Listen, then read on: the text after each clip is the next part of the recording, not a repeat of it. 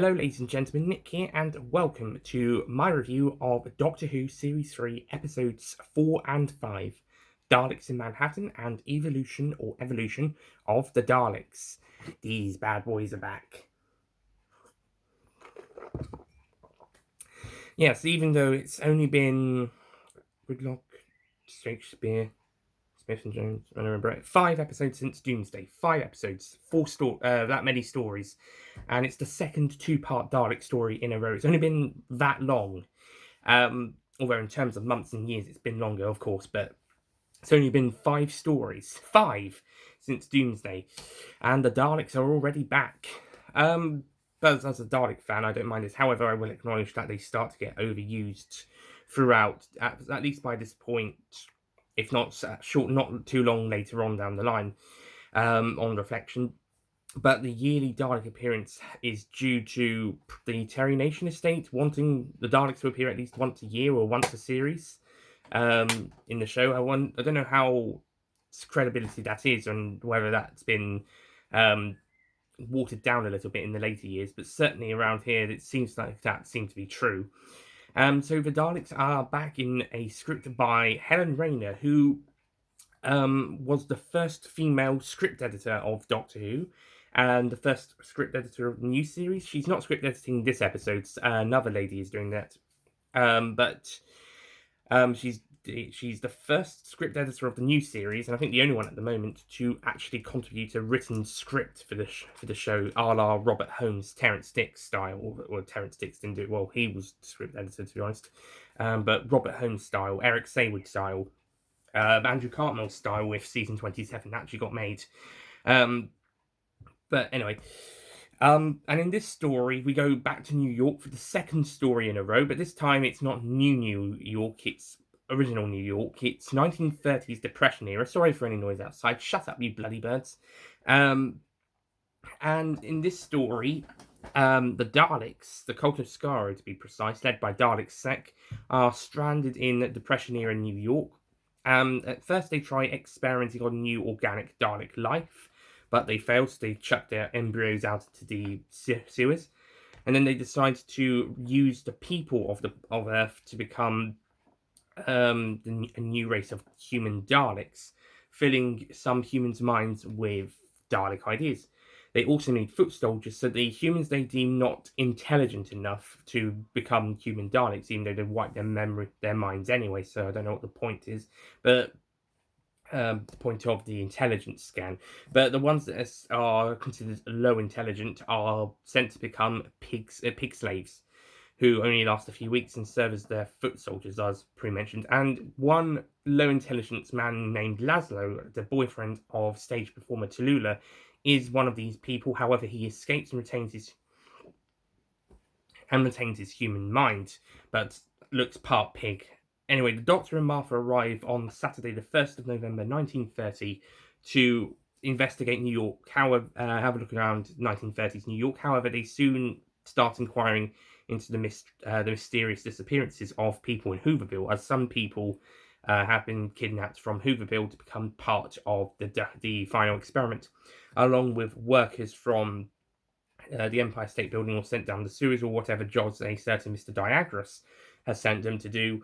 Whether if they don't complete the work, or he deliberately sends them somewhere where they can be captured by the pig slaves and all the Daleks. So the Doctor and Martha inquire into the disappearances of people in Hooverville and join Solomon, the leader of the Hooverville people, and Frank, played by future Spider-Man Andrew Garfield, to investigate, to try and remove a blockage in the sewer tunnels. However, as mentioned, this seems to be one that Mr. Diagras, the former foreman who now seems to be running the whole city, or attempting to run the whole city, sends them down to clear a blockage.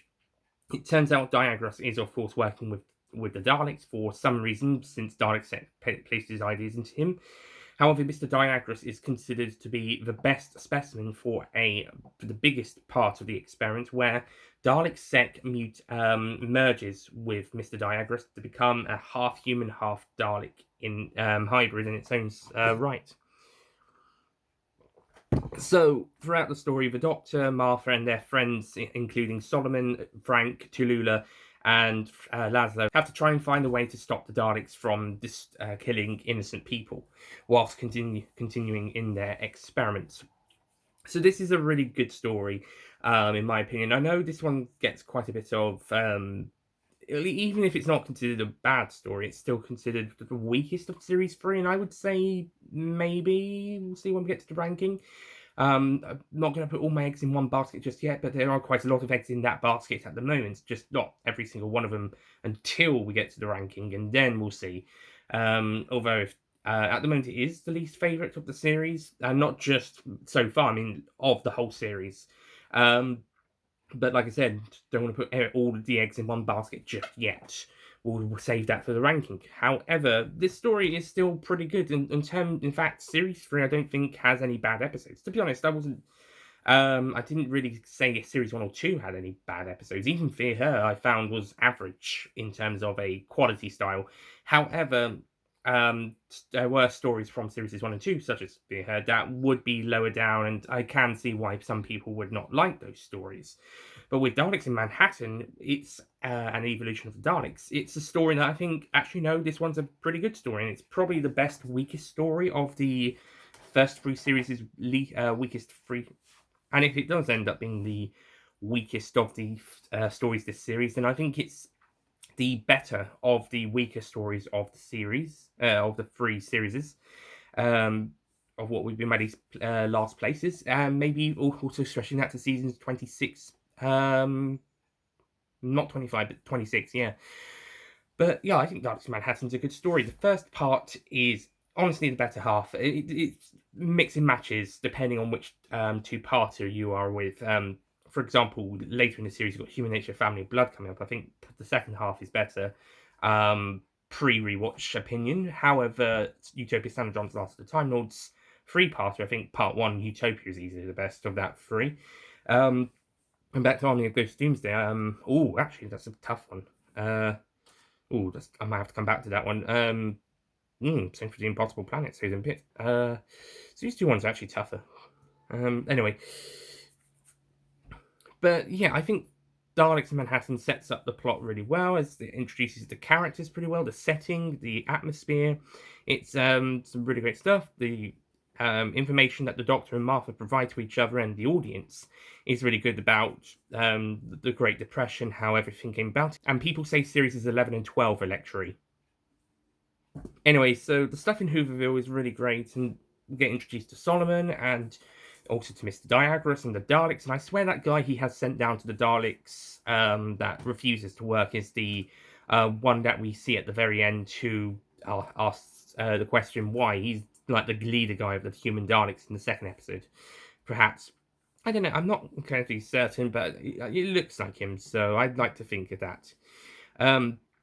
Anyway, down in the sewers, the Doctor and as Mr. Digress has sent some people down, including the Doctor, Martha Solomon, and Frank, to unclear a blockage. However, they encountered the pig slaves, so there's some pretty cool scenes around there where first they try to help the pig slave, and then they have to run from a whole. Well, the pig slave is on, by the looks of it, is wearing out, it's worn out, but the other ones are in good shape, so they chase them down and eventually capture Frank. However, he's okay at the moment because he's with a couple of other people being sent to the Daleks.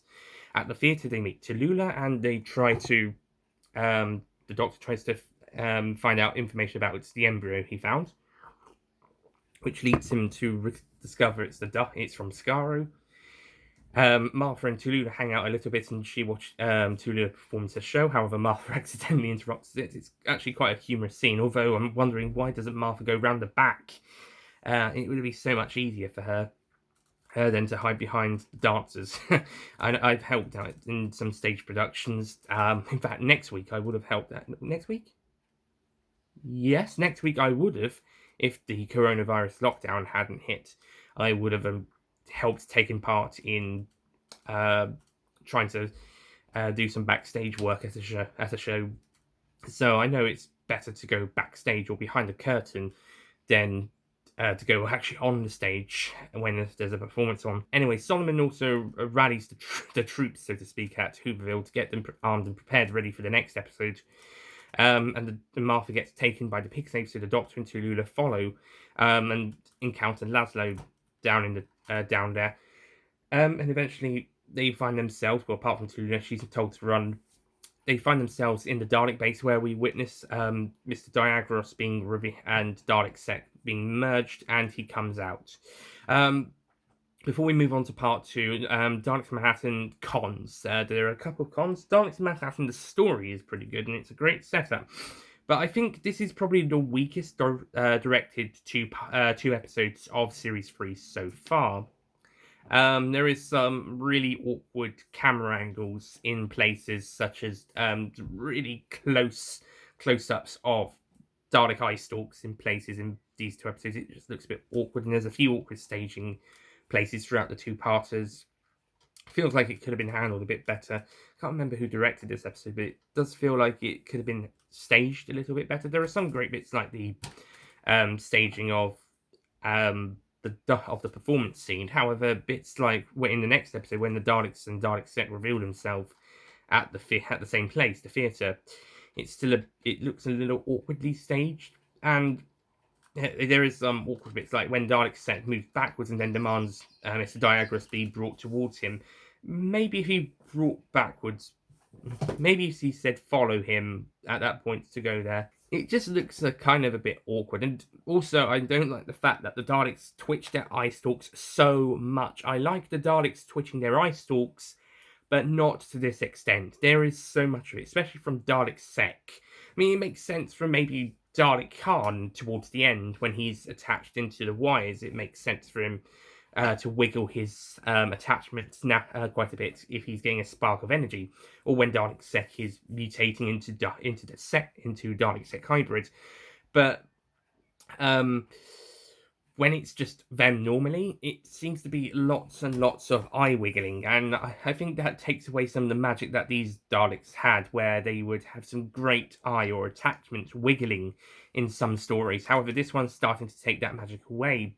It was a benefit that the classic Daleks couldn't do that much. Same with the eyes themselves, with the lights and how they could move those, but the eye lights and how the voices are better lined up with the ear lights, ear lights. But the attachment moving so much in these two episodes, it does take away a bit of that magic, and that's the previous three Dalek stories had with their Daleks.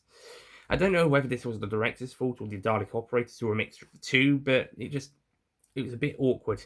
And also, there is one bit in episode 5, where we get a shot of one Dalek speaking, then we get the shot of the same Dalek, but another one speaking, and then we get a shot of the first Dalek again, and it is speaking.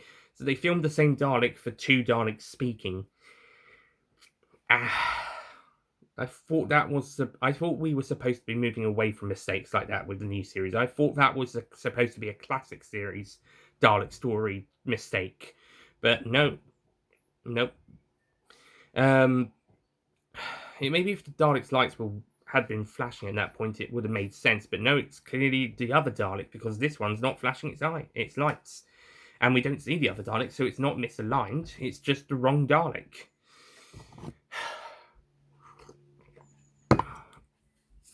However, the pros outweigh the negatives, and the Dalek operators do a good job outside of multiple attachment movements. The Daleks are written really well. Helen Rayner obviously knows how to write Daleks, unlike I was going to say Chris Chibnall, but that would be a lie. I was supposed to say Stephen Moffat. Unlike Stephen Moffat later down the line, and dare I say Douglas Adams. Helen Rayner obviously got the Daleks as much as Russell T Davies and Robert Shearman, and wrote a really great story around them. Maybe Russell had a hand in it as well, maybe due to the previous appearance and what's to come next series. But I think this is definitely mostly Rayner's script. And that actually, she probably script edited Army Ghost Doomsday. I might be wrong, but she might have script edited that. So she obviously, yeah, actually, and Dalek in Battle Fast and the Ways. Actually, okay, no wonder she knows how to write Daleks. If she script edited those episodes, then yeah, of course she would know how to write a Dalek story. Um, okay, uh, but yeah, the Daleks are treated really well here. And I think the Hooverville setting is really great. It does a really great job in setting this tone and how they make Cardiff Park turn into New York Central Park. I'm not sure which Cardiff Park it is, but they turn it into a really great Hooverville setting for when they need to film. And the theatre sets is also really great. It's good to have a couple of scenes set here, and really enjoyable. The Devil Me scene is really well staged, as mentioned earlier. It's probably the best directed scene of the episode. Um, and the characters also really great in this first half. I especially like how the Doctor's getting all serious in many places, and especially when the Daleks pop up, and how I think and also how enjoyable Martha is getting in this story, and also the side characters again, like Gridlock, are memorable and enjoyable. Solomon's a great character, Frank's a great character, Toluda's a great character, Laszlo's a great character. Mr. Diagras is a horrible person, but he's written in such a way where you're supposed to hate him, so that when he does turn into Dalek Sec, you kind of feel a bit of like justice has been served. I mean, you can't completely write him off as an outright villain because his ambition is driving him, but he is such a dick to other people that you can't help but dislike him. And then Dalek Sec turns him into Dalek Sec hybrid, and then like, okay, justice has been served, but now what are they going to do? And now we're into evolution of the Daleks. Probably the weaker half of the story, but it's probably where more of the meatier part of the story is as well. So it's got a bit more stuff to do. Basically, Dalek Sec hybrid is now starting to. He's got the mostly Dalek ideas. However, he starts to become more human. So maybe Mr. Diagros wasn't that bad after all. Okay, yes, it was, but maybe, like I said, he wasn't an outright villain. But he's getting the human emotions and ideas starting to flood into him. Also, the actor who played Mr. Diagras continues to play Dalek Sec hybrids. That's pretty cool. And he's starting, like I said, he's starting to get human emotions. So when the Doctor and friends escape, apart from Laszlo, he stays behind, but he's still considered a pig slave, so they don't notice. But still, but when they go to Hooverville for an attack, probably so that they can get some humans or to punish them for escaping, the Doctor, of course, stands up for them. And then Solomon stands up for them, which Dalek Sec likes, but Dalek Jast, I believe it is. It's not Faye because Dalek Faye's back at base, as you can tell with the panels missing. It's probably so they were referred to as Dalek Faye in the last episode, probably so that the toy companies can know which Dalek to mark what Dalek it was to sell the toys of. Oh, the good old days of lots of Doctor Who toys. Yeah, we don't get many of those anymore due to a drop in popularity over the last couple of years. This includes the Capaldi years, by the way, maybe even the Smith years, as well as also a change in business, would you believe? Yeah, we're not going to get back to the heyday of the late 2000s, early 2010s, when it comes to Doctor Who toys and merchandise in huge big toy shops and supermarkets.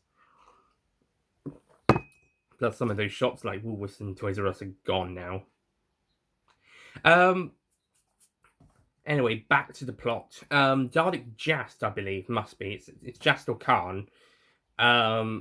Exterminates Solomon when he tries to actually reason with them. But of course, Daleks being Daleks, they will kill him. And I think after Army of Ghosts Doomsday and Daleks in Manhattan, the Daleks, whilst threatening, hadn't shown so much of their hadn't shown their ruthlessness since Parting of the Ways. I don't think they've shown a huge amount of ruthlessness when it comes to killing innocent people, apart from a few unlucky bystanders in Doomsday.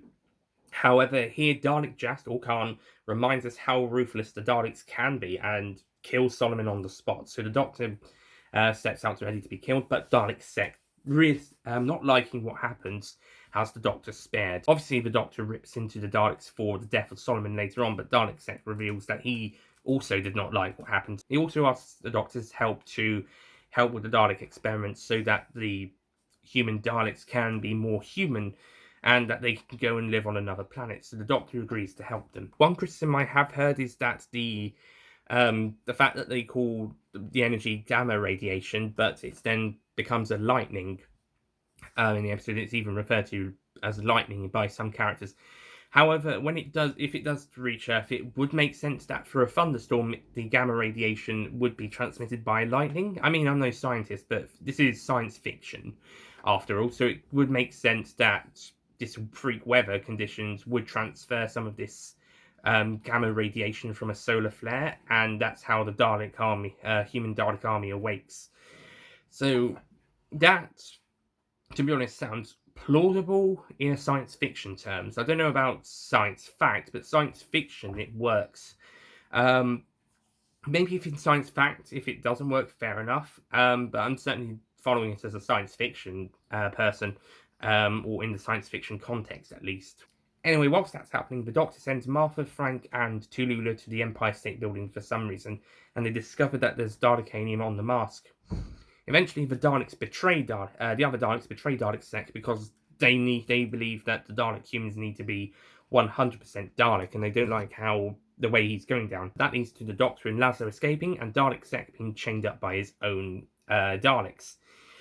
Yeah, so much for Dalek Sec commands. We obey those Daleks, but then again, the Daleks are sneaky and treacherous, so it shouldn't have been too unsurprising, especially as they keep looking at each other every now and again, as if like they're communicating to themselves in secret. But anyway, the other Daleks take commands with Dalek Khan taking being the lead strategist for when the human Daleks awake. The Doctor is able to remove at least one part of Dalek phase, Dalekanium, off the mast and gets in the way of the lightning strike, the gamma radiation, so that some Time Lord DNA can go through. And it also electrocutes the pig slaves when the others try to try to knock to kill the pig slaves by electrocuting them with lightning, with all the poles and stuff, all the metal, no touching anything metal, otherwise. So anyway,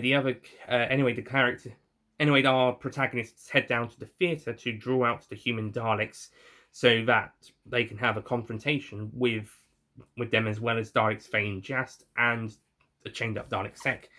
In an attempt to exterminate the Doctor, Dalek, I don't know which one, Faye or Jast, accidentally exterminates Dalek Sec.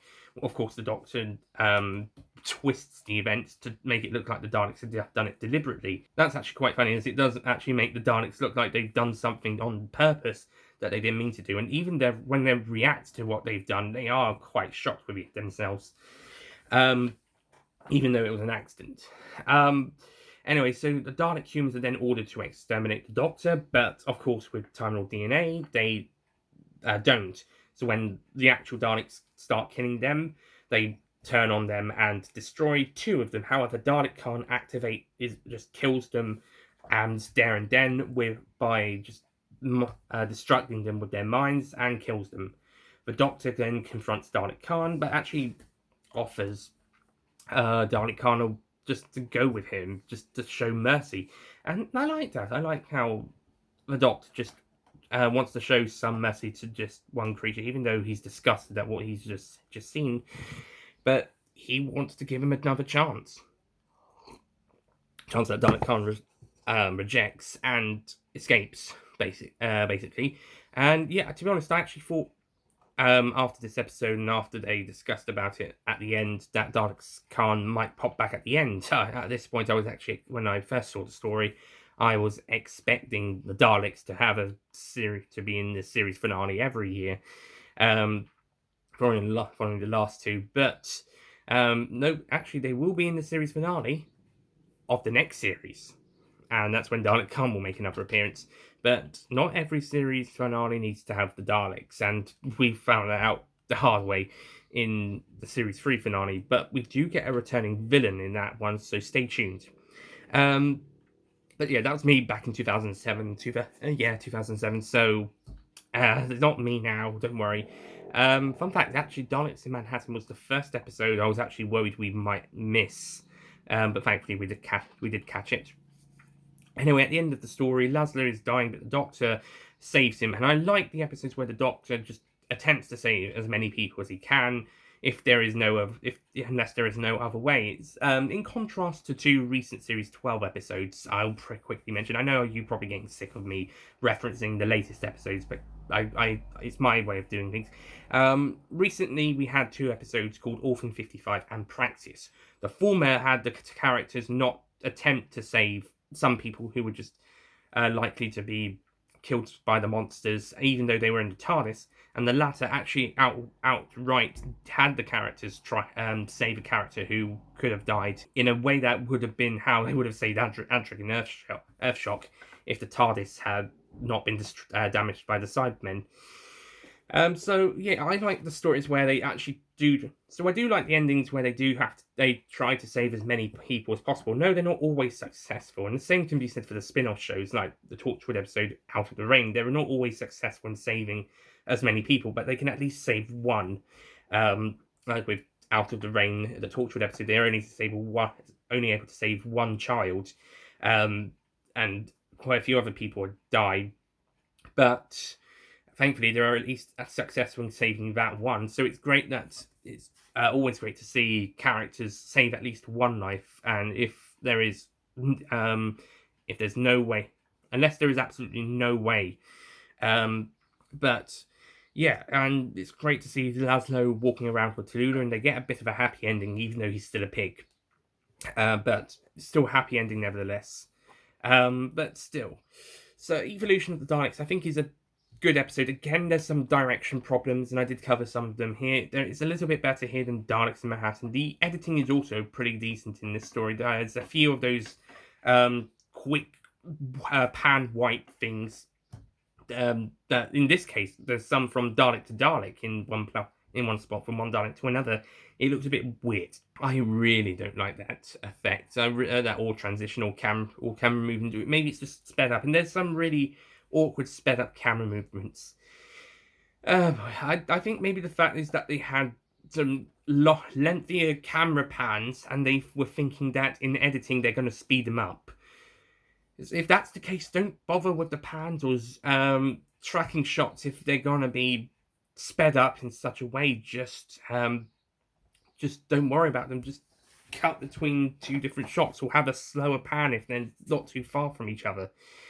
It just looks a bit hokey, and that's something that Series 3's is a downgrade from its predecessor series. Is that some of the editing, and in some cases camera transitions, is hokey compared to some in series 1 and 2. So yeah, that's a bit of a disappointment. I thought it was bad enough in Runaway Bride, but they seem to be doing it as a technique in most of these episodes at the moment, which is a real shame, especially as the rest of everything else seems to be on top form this year. This series, even the weaker episodes seem to be really, really good. But unfortunately, some hokey directing kind of lets this story down a little bit. The story is really good, but hokey directing and some hokey editing in the second episode, I was going to say part 2, kind of lets it down a bit. The story does also kind of go into questionable territory in the second half, but it's not questionable enough to think actually it doesn't make sense, and it does work with the story. The characters are great, and it's probably the best supporting cast of the series after Gridlock so far. And it's just an enjoyable Dalek story. It's probably the weakest Dalek story of the Russell T Davies era, but considering what the Dalek stories are like in the Stephen Moffat era, that's a compliment. FY Chris Chibnall's one and only Dalek story so far that's been broadcast is back on form. He's got the Daleks back on form, by the way. We'll see what Revolution of the Daleks is like, but Resolution has the Daleks, or a Dalek, back on form after the Stephen Moffat era. But after all of that, Daleks in Manhattan and the Evolution of the Daleks is a very good story, even if it's not 100% perfect. It's good, it's enjoyable, and it's definitely worth checking out, especially if you're a Dalek fan. I also I forgot to mention this, how it's a bit more of a evil of the Daleks inspired story, with the Daleks' experience and needing the Doctor to help, in a similar way to how Power of the Daleks takes a lot of direct inspiration from the Power of the Daleks. However, I don't think either of those stories quite match the the quality of those two classic Second Doctor stories. But hey, oh, never mind. Ooh, maybe Revolution of the Daleks could be like the Daleks' master plan. Probably not. That story was way too massive to be redone. And I don't think any of the Series 1 Dalek stories were like Day of the Daleks, before you ask. But okay, on the whole, I'm going to be giving Daleks in Manhattan and Evolution of the Daleks a 7 out of 10.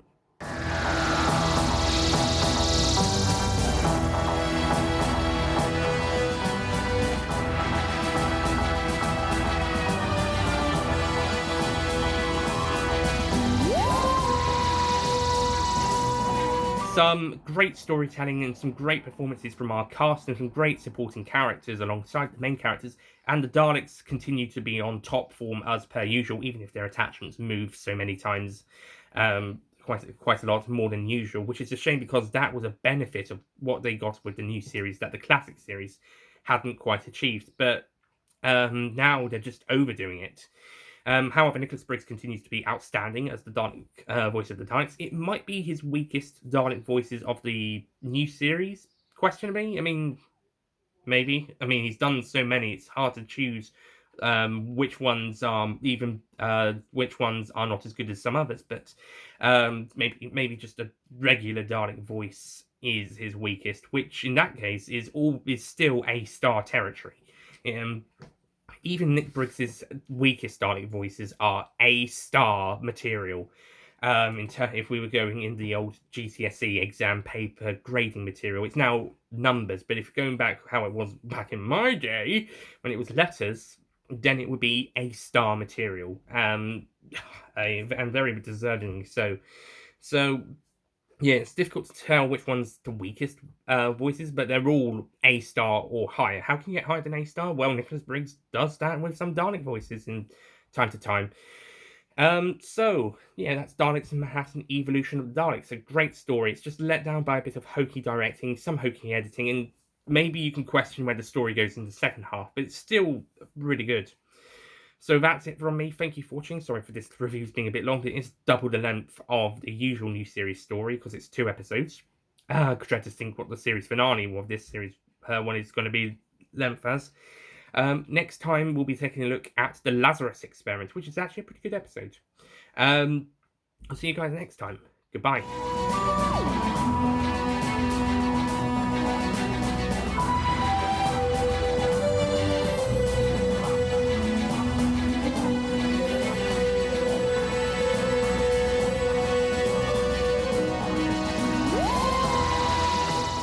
Don't forget to click below to subscribe to the official Nicholas Payne Retro YouTube channel.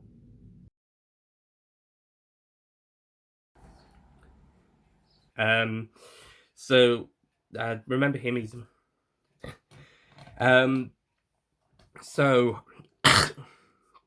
excuse me, the foreman who sends the have to try and find a way to stop the Daleks, and they say series 11.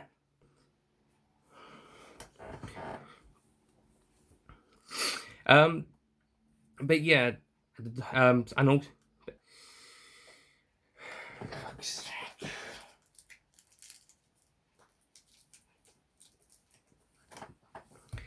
but it just unlike Stephen Moffat later down the line, or Ellen Rayner obviously got watched due to a dip in pop. Yeah, we don't get those we don't get many anymore due to a. Yeah, we don't get many of those due. And obviously the Doctor vents, not to the doc, and he also attempts.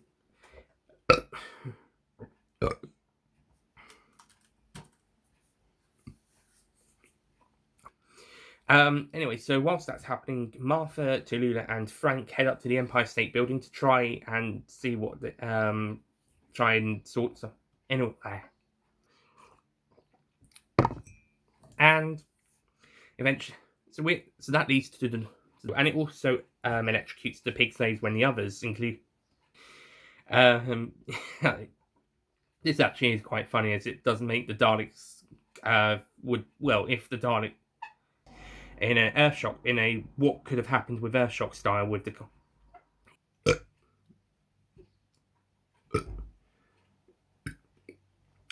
um but